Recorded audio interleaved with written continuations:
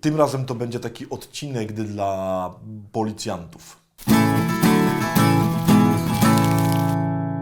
Dzień dobry, witam bardzo serdecznie w środowy poranek. Bardzo się cieszę, że po raz kolejny spotykamy się w jednym słowem. Idźmy od razu do rzeczy. Dzisiaj słowo takie znowu podejrzane, jak już kiedyś było podejrzane słowo, czyli słowo przesłuchiwać, inaczej badać albo tam cokolwiek innego jeszcze robić z podejrzanym. Słówko, które brzmi po grecku anetazo.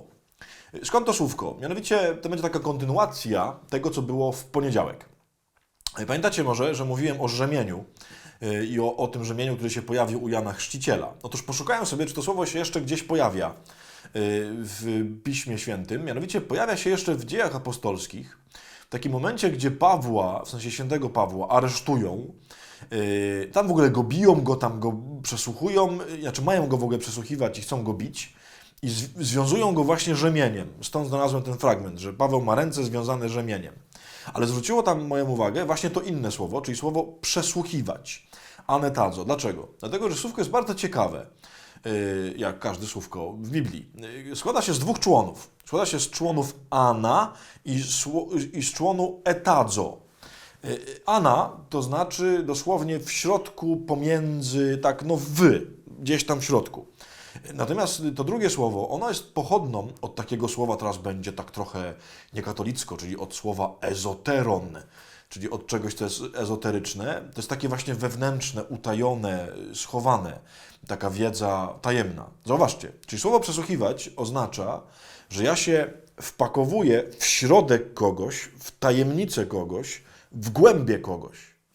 I rzeczywiście na tym powinno niby polegać przesłuchiwanie, nie? Czyli powinno chodzić o to, że docieram do głębi prawdy, docieram do głębi tego, co się tak naprawdę w kimś wydarzyło, kim ten ktoś jest.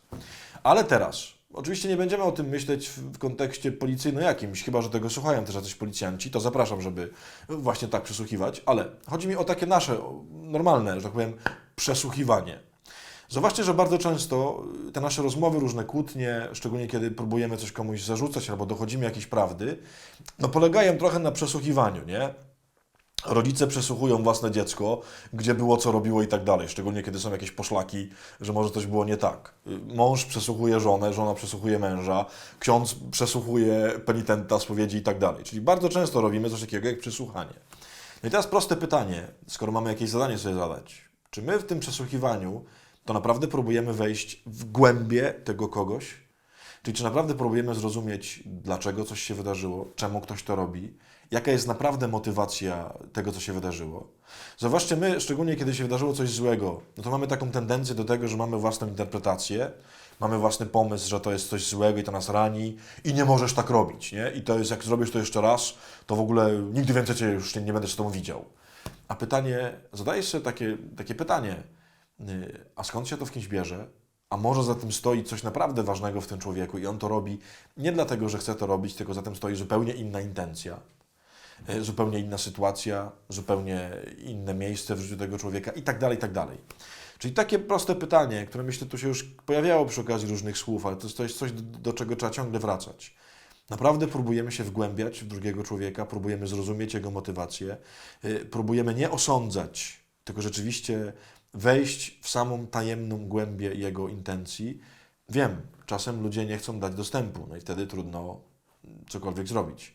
Ale myślę, że warto by się nauczyć tego słowa, przesłuchiwać greckiego, takiego wchodzenia w głąb. Pomyśl dzisiaj o takich sytuacjach, które gdzieś masz, w takich relacjach, gdzie próbujesz jakiejś prawdy dociekać. Robisz to właśnie w ten sposób, czy niekoniecznie?